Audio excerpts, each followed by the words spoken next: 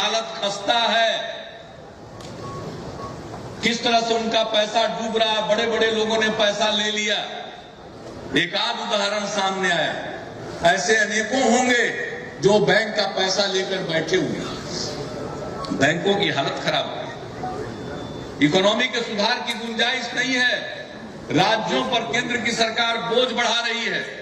केंद्र प्रायोजित योजनाओं में केंद्र का हिस्सा कम करके राज्यों का हिस्सा बढ़ा रहे हैं। ग्रामीण विद्युतीकरण योजना का नाम पहले था राजीव गांधी ग्रामीण विद्युतीकरण योजना, नाम बदल गया, अब दीनदयाल उपाध्याय योजना हो गई वो। लेकिन जब राजीव गांधी योजना थी तो केंद्र 90% पैसा देता था। नाम बदल के दीनदयाल उपाध्याय जी के नाम पर कर दिया, अब केंद्र घटाकर मात्र 60% देती है। यही हो रहा है इनका परिवर्तन। राज्य पर बोझ बढ़ा रहे हैं। मनरेगा जैसी योजनाओं पर ध्यान नहीं है। प्रधानमंत्री ग्राम सड़क योजना पर ध्यान नहीं है।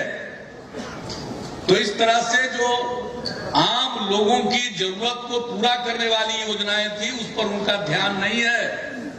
देश की अर्थव्यवस्था भी चरमरा रही है, वायदे पूरे नहीं हो रहे हैं। तो ऐसी स्थिति में इनके पास एक ही सब उपाय है कि समाज को बांटो, धर्म और मजहब के नाम पर लोगों को बांटो।